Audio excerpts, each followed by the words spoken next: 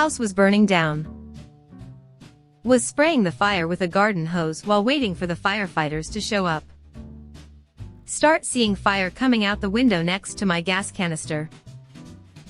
First thought, guess I'll die. Then I thought about moving it. When I realized I was being stalked by a bear when I was hiking alone, and I was 2 miles from my car. I have been in lots of sketchy situations in my life due to my troubled past, and have had weapons pulled on me at times. The amount of pure helpless terror I felt when I realized that bear was following me was insane compared to any situation I had been in before. I have been able to fight my way out of any situation. But I knew I couldn't fight myself out of this situation. The only reason I lived was because I walked backwards facing it the whole time, not exposing my back so its predator instincts wouldn't kick in, but even then if it decided to charge me at any reason I was fucked. It just got bored of me and left.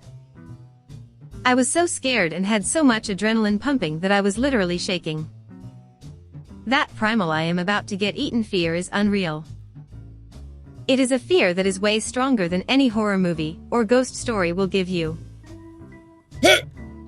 After a car accident, sitting in the road watching the stream of blood going into the snow. As my vision started tunneling, I just kinda accepted it and fell asleep. I woke up in the ambulance, beamed a big smile at the paramedics just in time to watch the heart monitor going flat, and said something along the lines of, "Well, that ain't good. Y'all best fix that now, wow." And then promptly died for about a minute. Had a blood clot. Spleen filled with blood. Spleen popped like a balloon. Lost 6 LTRS of blood before I got onto a transfusion. Lucky I was already in hospital when it popped. When everyone rushed and I asked my doctor what happened, he said, "You have died. We will try and bring you back, but you may want to say goodbye." I was out cold 15 minutes later, and woke up 400 kilometers away 2 days later, with 32 staples in my belly, and in a lot of pain. Asshole drunk driver hit my car while I was stopped at a light. I hope I'm never again in a spinning car. I was on a swim team when I was a young teen. After practice sometimes we would assist the lifeguards with pulling the tarps over the pool. One day I dropped my goggles in deep end and went down to grab them, and when I came back up the tarp was already being brought over. I pushed up on the tarp as hard as I could, but the water wouldn't separate because of the lack of air. I was fairly certain I was going to drown. I eventually made my way to the end of the tarp. My eyesight is terrible, so opening my eyes wouldn't have been much help. As soon as I found the opening, I took the most refreshing breath of air I have ever inhaled. Some kid on the team called me a dumbass because I almost died, thanks Corey. Surfing, and I got pulled into a wave. I had paddled out farther than them on a day that was bigger than what I should have. It was that feeling of not being able to catch your breath, because right as I would surface, another wave would crash on me, and I'd go back under. Walking my new puppy and 2 dogs jumped their yard. Pit and a boxer. I chucked my dog over a wall into a different neighbor's yard as they were trying to bite her. That's when they started chewing. One on each arm and took me to the ground. I got back up. I started screaming, and a neighbor came out and scared them away. 3 hours of surgery and plastic surgery on my partially ripped off ear.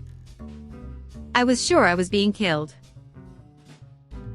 I think the only reasons I survived is staying on my feet, and my neighbor coming out. God bless him and his gun, LOL. I came out lucky, scars but no permanent damage. I fell off my bike because of snowy roads that had turned to ice. My fall was almost instantaneous and basically painless, but I fell with my body and my head into the road. I looked back with my head on the asphalt and saw the wheels of a very heavy car driving directly towards my face. The car moved out of the way and missed me by a few inches. This was so strange, because basically nothing happened. I walked the rest of the way to school with my clothes all soaked from the snow. I was immediately yelled at for being late, followed by having to solve some math problem in front of the class. Then I just broke down and started crying and ran out of the class. It suddenly hit me that that moment had felt like I was going to die. Even now, it still seems like such a small thing, and there have probably been scarier moments in my life, but this one happened so damn quick. In this tiny moment I was so sure that this was it, so it always stuck with me. When my appendix ruptured and I was rushed in for an immediate surgery, fading in and out of consciousness, and I asked the surgeon what were my changes, and he refused to tell, and just said, "I won't let you die." Dad threatened to kill me, got the heck out of Dodge, next day went back to retrieve some meds, and my house was filled with gas. I had the symptoms of a heart attack. Battling to breath was the more scary part. Turned out to be inflammation next to my lungs. Shit thing was that it happened while I was at work, and my seniors refused to take me to a doctor, had to call my wife to fetch me. Flying from Houston to Pensacola with my 3-month-old daughter when we hit some severe turbulence. The lights on the plane were flickering on and off, and the lightning outside was like a strobe light as we were constantly flying through the clouds. This lasted for 45 minutes when the pilot announced that we were preparing to land. Finally, we lowered to the runway, below the clouds, and are about to land. Until the damn pilot announces, "The storm is too heavy to land, we will be returning to Houston." We spent the next hour and a half through the same turbulence, flickering lights, and strobe lightning clouds. Kids were crying, adults were yelling, I was panicking, and my cute-ass baby girl was sleeping through the entire thing. Needless to say, I canceled the flight to Pensacola, and got a refund. Haven't flown since. Edit. I forgot to mention that this happened on the same day as a lady who was sucked out of her window on another flight. That reinforced my fear of flying that night. Cruising down a county road going about 60 miles per hour when my driver's side front wheel just fell off.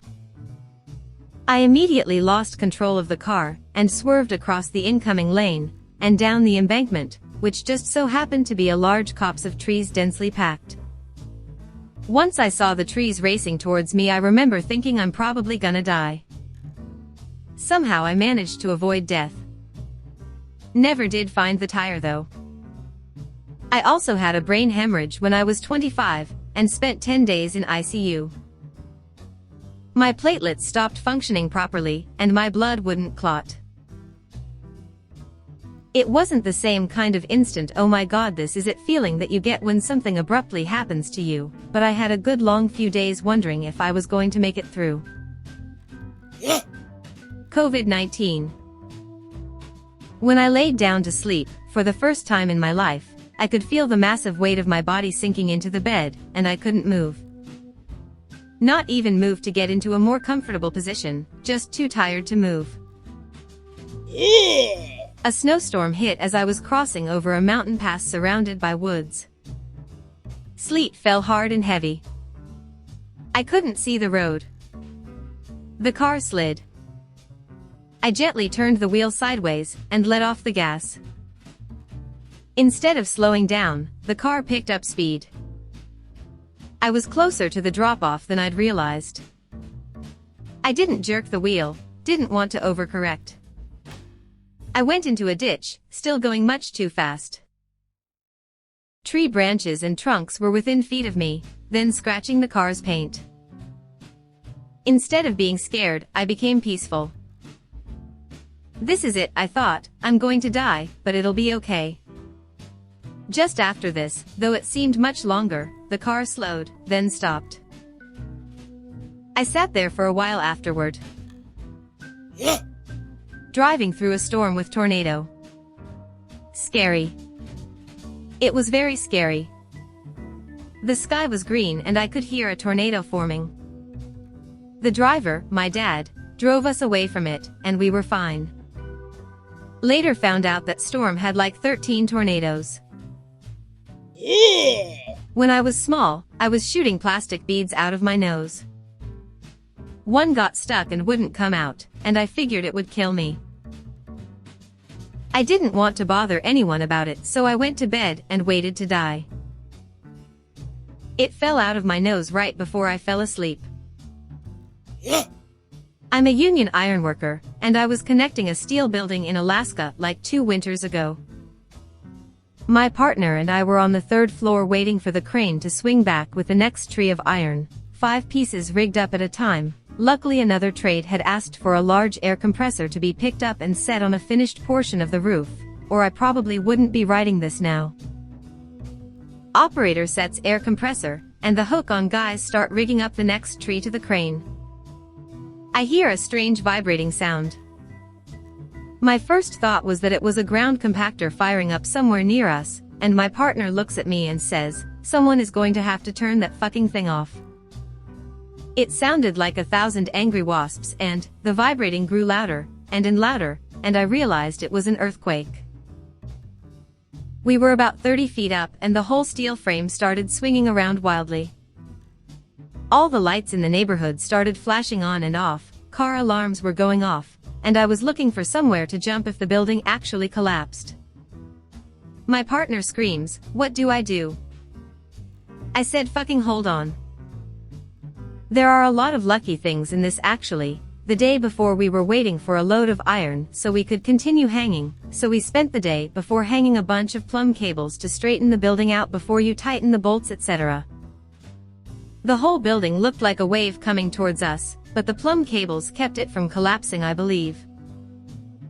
I was shitting my pants until the wave crashed over us, but once I felt the building flex and start to swing back the other direction, I knew I wasn't going to die.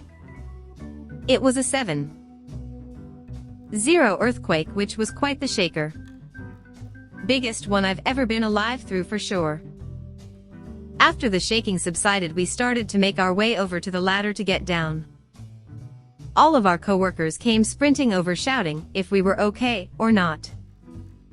I just shouted, "Are we taking our coffee break now?"